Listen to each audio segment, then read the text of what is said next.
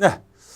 서양 교육사에서 아주 중요한 장면, 이게 초창기에 나왔죠. 중요한 게 뭐죠? 우리가 자유교육이다. 그러나 이 자유교육 하나가 사실상은 단순하게 이해되기보다는 이 자유교육을 만들어냈던 사실상은 누구? 바로 아리스토텔레스의 배경을 이해하는 게 굉장히 중요하다라는 거. 왜냐하면 이 자유교육이라는 것은 결국은 뭐야?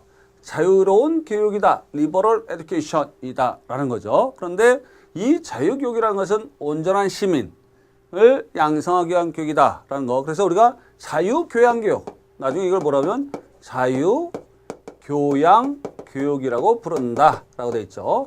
모든 시민에게 열린 교육이다 라는 거죠. 그러나 그 앞에 누가 있었어요? 바로 플라톤이 있었죠. 플라톤은 이 뭐야? 아이디얼리즘, 즉 관념의 세계, 즉 이성주의 교육을 강조합니다. 이성주의 또는 이걸 다른 말로 이상주의. 우리가 아이디얼리즘, 그렇죠? 이데아설이라고 그러죠. 우리가 히라버로 이데아라는 것을 강조하죠. 그래서 이거는 우리가 관념의 세계에 대한 얘기입니다. 그렇죠? 이걸 관념론이라고 그래요. 추상적 관념론이라고 하는 거죠. 근데 이 양반은 자유교양교육이라는 것은 뭐야? 어떤 형식적 교과도 물론 있어야 되고 지식도 있어야 되지만 이분은 이제 자유교양교육과 더불어서 뭐야? 바로 실제론, 즉 이 관념론과 다른 리얼리즘이라는 것을 강조하게 되죠. 아이디얼리즘과 리얼리즘이란 두 가지로 나뉩니다. 그런데 이 플라톤의 생각, 즉 이 플라톤, 여기에 아리스토텔레스, 이 두 사람은 생각이 상당히 다릅니다. 왜냐하면 플라톤은 귀족주의 정치, 즉 이 분별력 있는 소수의 사람만이 국가를 다스려야 된다는 관념. 그런데 아리스토텔레스는 뭐야?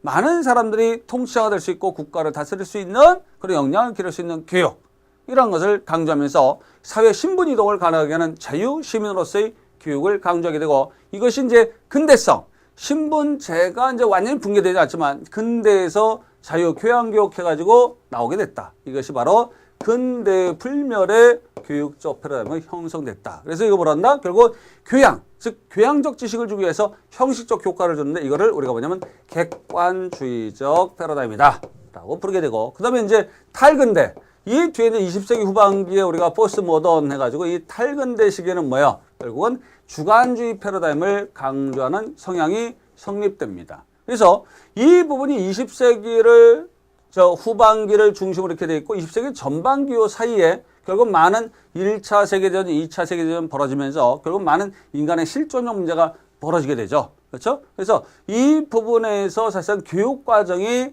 풍성하게 그렇죠? 적용이 되죠. 이 부분. 그래서 이 시기를 어떻게 과도기로 보고 결국 이 시기까지 포함해서 봤을 때 객관주의 시기. 그다음에 이 시기를 우리가 교육학에서는 구성주의, 즉 주관주의 패러다임이 아니라 그냥 구성주의 패러다임이다. 주관주의는 인간에게 극단적인 어떤 거, 바로 감정과 정서만 강조되고 자기 믿는 바만 강조되기 때문에 그렇죠. 그래서는 안 된다. 구성주의. 그래서 주관주의를 완곡하게 표현해서 스스로가 능동적 의미 구성할 수 있는 거. 그래서 학습자 중심의 구성주의. 그리고 객관주의는 뭐야? 교사 중심 또는 형식적 교과를 중심으로 해서 자유 시민 교육이 되기 위한 그런 교양교육. 그렇죠? 교양이란 건 결국 그 시대가 가지고 있는 어떤 진리 또는 아니면 문화적 가치들, 교과 같은 것을 얘기하는 거죠.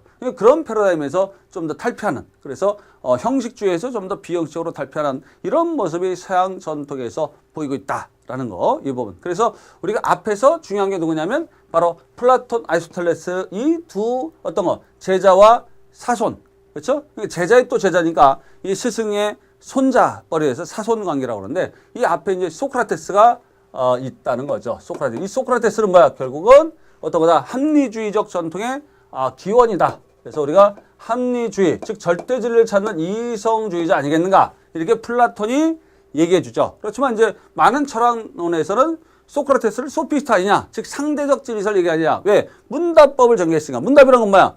어떤 획일적인 답이 있다면, 보편적인 진선미라는 그런 균일한 답이 있다면 여러 말 할 거 없지 않느냐.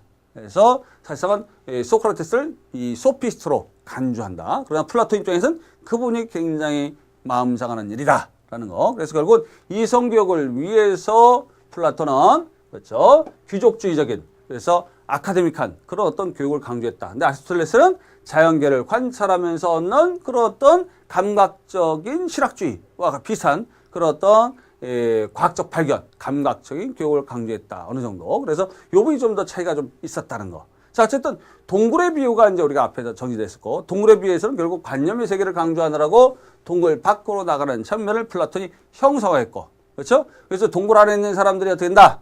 이상한 잘못된 이성을 가지고 있기 때문에 그들을 빛의 세계로 인도하는 그런 장면을 플라톤이 동굴의 우상, 동굴의 비유에서 나타내줬다라는 거. 그리고 소크라테스라는 존재가 뭐예요? 바로 얘기했던 문답법 또는 반어법을 통해서 질문을 통해서 점점 궁지로 몰아서 결국 무지의지, 내가 뭘 모르는지 내가 아는 거, 너 자신은 아는 그런 무지의지를 드러내고, 그 다음에 산파를 통해서 뭐 했다? 바로 내가 알고 있는 어떤 것을 그가 만들어낼 수 있도록, 그렇죠? 결국은 옆에서 조력적인 입장에서 교사의 모습, 그렇죠? 그래서 이런 대화가 왜 가능했냐?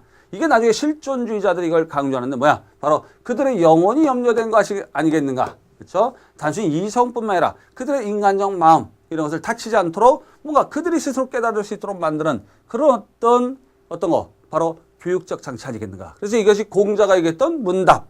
공자도 제자들과 많은 문답을 통해서 그들이 깨닫도록 했던 그런 어떤 교육과 관련되지 않았는가 말이죠. 그래서 그런 측면을 봤을 때 결국은 제자들의 개별적인 어떤 대화처럼 우리가 보이기도 합니다. 그래서 소크라테스는 여러 측면에서 해석이 가능해요.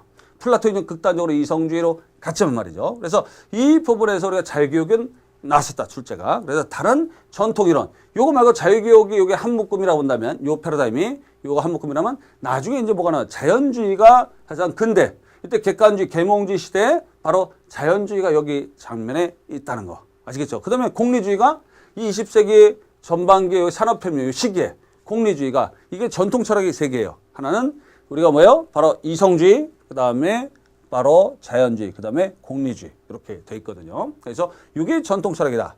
그 중에서 하나가 자연주의적 경향을 닮은 진보주의가 요 시기인데 요 시기에 어떤 경험 중심 교육까지 우리가 출제가 됐었다라는 점을 잘 조망하고 우리가 이 학습을 그 초점에서 이제 현대 철학으로 넘어오는 그 중요한 점을 우리가 잘 교육사를 통해서 이해하는 시간이 됐으면 합니다. 자, 다음 시간에 뵙겠습니다.